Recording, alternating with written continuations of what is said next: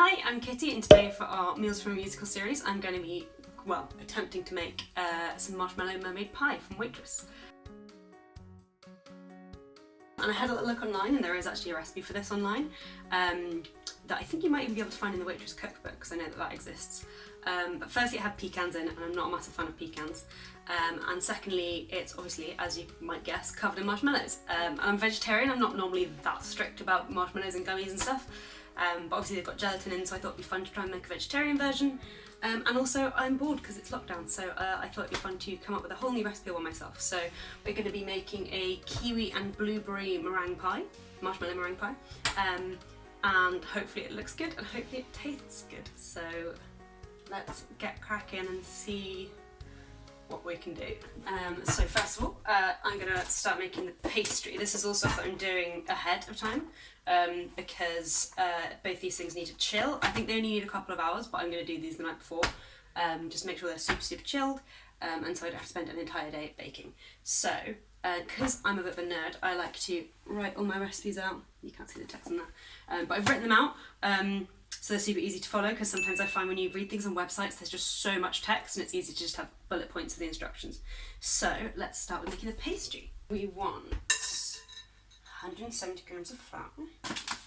This says half a teaspoon of sugar. I think you don't have to put sugar in your pastry dough, but apparently it makes it slightly more crispy and very slightly sweet, although I don't really see what half a teaspoon is going to do. And we want 110 grams of butter. Now, I know because I've watched a lot of Bake Off, that with pastry you want to keep it as cold as possible, and that's what makes it all like flaky and nice, is all the little cold little crunchy bits of butter. And then we want to rub this in until it's like a kind of wet, crumbly, sandy texture. So that I always used to like to do when I was little, when I was baking with my mum, anything that involved getting my hands stuck in stuff. Next we need 60 ml of ice water. I do a lot of baking, but I've only ever made pastry from scratch once before in my life. So, you know, fingers crossed. We'll see. I think that's probably about right. Nice, now we've got one solid little ball. So we're gonna wrap that in cling film and put that in the fridge. Like I said, you need to do it for 2 hours minimum. But I want to do it for as long as possible, so I'll leave it overnight. And there we go. Ready for the fridge. So we've cleaned up some of the flour. Now we're going to make the blueberry curd. So it's just like lemon curd, but with blueberries instead. And there's actually like a chunk of lemon juice in it, so it's not too sweet, because obviously we're adding blueberries and sugar. But I feel like blueberries aren't that sweet as berries go, so hopefully it shouldn't be too sweet once we're done with it. We're going to get 190 grams. So we've got some nice blueberries, and we're going to put that on the hob on a medium-ish heat. I've got an electric hob, so I'm going to go for 6. And then a little bit of water, just to stop it from sticking at all. It wants 60 ml of lemon juice. And then we tip that in with the blueberries. I'm not making any noise yet. I think it's because I put them on a low heat. We're going to cook these until they go all mushy and squishy, and then we're going to mash them up with a potato masher, and then we're going to strain that through a sieve, because basically what we want to make is blueberry juice. And it's only been a couple of minutes and it's already starting to look really different, so I don't know if you can see that, but that's a lot more juicy. A lot of the juice is starting to come out of the blueberries. They've done that awesome thing that blueberries do where they go from blue to purple immediately, so it's now nice and purple, which is going to be a great mermaidy colour, which I'm very excited about. Give it a quick mash now.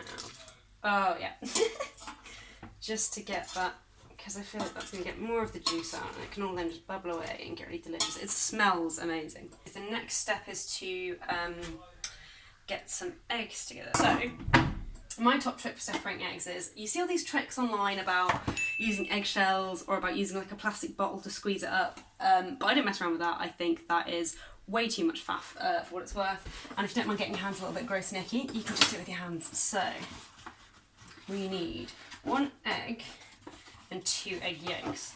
And now this is why this is a really good thing to be doing a curd with a sort of meringue thing on top, because it means you don't waste any of the eggs, because we're going to use the yolks for this, but then the whites that we're left over with we'll use tomorrow in the meringue, so much less waste. And my top tips for getting egg yolk separated is, first of all, you want 2 bowls because you want to crack each new egg into something new, and that way if the yolk splits you don't ruin the rest of the whites. So we'll do number 1. All you do is you just reach in with your hand, get your fingers underneath the yolk, lift it up like that, and then the gooey stuff will slowly drip off, and there you go, you're left with a yolk. So you want to whisk these together, and now this is what makes it like a curd rather than just a sauce, is it's got eggs in it and butter in it. So it's basically fruit, butter and eggs. And that's what makes it kind of like a custard, and it makes it set. 5 minutes later. I don't want to tip it everywhere. Ooh, it's beautiful. So you want to strain this out, and then you want to add some sugar into it and put it back over the heat so it dissolves. So this is just going to make it into a really smooth blueberry juice. And the colour is so good. And then we're not going to put it back on the heat quite yet, because basically you don't want this to be too hot when you add the eggs in. But you want it to be hot enough that it's going to dissolve the sugar when we put that in, and then we will add in the eggs once it's all cooled down a teeny bit, because we don't want scrambled eggs, and it won't be usable in the pie. And then everyone, well, me, only me, will be very sad. A few minutes later. Oh, it smells so good, I love blueberries. Right, I don't know why I'm whispering when I'm on camera. I said it smells so good, I love blueberries. So, now you can see we've got just a nice thick, gloopy, syrupy blueberry juice. And I'm going to pop this back on the heat. What I'm going to do is, because we're using this tomorrow, I'm going to put it just straight in a bowl. And actually, I'm going to put it in the bowl that we had the blueberries in before. There you have it. It's still steaming. A nice big bowl of blueberry curd. The next day. So we've left everything in the fridge overnight. So we've got our pie dough here, which is nice and solid. And we've got this. It looks kind of gross. It did look nice, and then I took the coating film off, but you can see it's very jiggly and solid, which basically means it's set when we put it in the pie. So, first step is we're going to make the pie crust, which means, because it's going to be a cold pie, we're going to bake it and then put everything else in once it's cooled cold. That's my current pie. You basically just want to weigh down a piece of parchment paper onto your pie. So that is in the middle of the oven at 190 degrees, and that's going to just sit and bake. So what I'm going to do while that's in the oven is I'm going to cut up my kiwis on my very own Waitress chopping board. That's right, easy does it. So now what we want to do is egg wash. Ooh, you can hear it gently hissing and crackling. And I think I would be quite quick with this stage. You don't want it to cool down and deflate too much, so just do this as quickly as possible so that it doesn't waste much more time in the oven. Let's pop this back in the oven for another 18 to 20 minutes. And I've got nothing to do here yet, because the thing is you can't put the fillings in the pie until the pie crust is cold. So I don't want to make any of the whipped cream stuff. We've got our blueberry curd made, we've got our kiwi sliced. So 20 minutes later. Cool, so we've left the pie case for about half an hour and it's feeling pretty room temp. Everything else has just been in the fridge, so it's nice and cold. And now what we're going to do is we're going to make the meringue. 200 grams of sugar and 100 millilitres of water. Stir together in a pot over medium heat until it begins to simmer, and then stop stirring. And if you don't stop stirring, that thing where it goes all crystally and cakey and horrible happens. Let's do a little fast forward of stirring this until it simmers. Okay, this is now close to 240 because I did not pay attention to it. So I'm going to just turn that down. I'm going to quickly whisk these eggs and then we're going to mix it all in together. So we want these to be soft and lightly whisked and foamy. Now we want to stream this in while we're whisking this. So I think I'm going to go and get an extra pair of hands so that I don't burn myself in the kitchen down.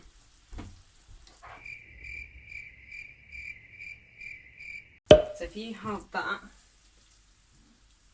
and then thing's burning. I think it's fine. I'm going to whisk these, and if you can really slowly stream that in while I'm whisking them.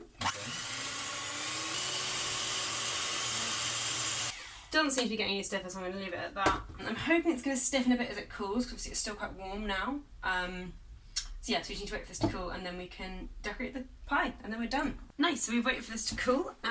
Everything's cold, everything's ready to go, so it's just a case of putting everything together. So let's take our slightly cracked pie.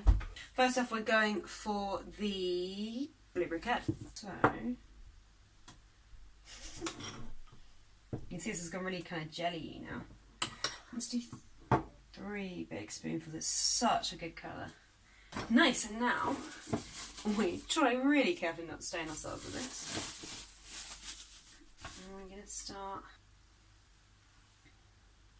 We could have made this a bit neater if I'd cut the kiwis into better shapes, because these ones are they're quite square, they're not very semicircular at all, which I quite like that it's a bit kind of rustic. I would just like to say that I can't remember exactly how many kiwis I cut up, but that is spot. I need probably 1 more semicircular kiwi would be great. But other than that, that's pretty spot on. Kinda, yeah. It's like little mermaid scales. So what I'm going to do is I'm not only going to pipe the meringue on it, I'm going to try and kind of stripe the meringue with some mermaidy colours. So I've got these gel food dyes. I mixed a couple of colours together to try and make a colour that I wanted. I've got a sort of tealy one, purpley one in here. And we're just going to paint them in stripes.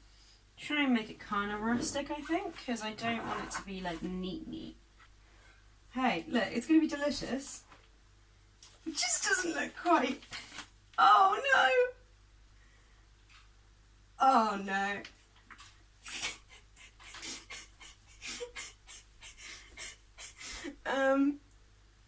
Cool. It looks like a giant party ring. It looks like a child's made it, is what you're saying. No, it does. It looks like a party ring, right? Yeah, look, let's hide some of the... I'll get you some Prosecco. You need some Prosecco? I think that's best. To have Prosecco? Yeah. I'm just going to put a little cluster of blueberries. If you can see the glitter. Yeah, you can see the glitter. Look at that. I want this to be slowed down with like dramatic music over the top.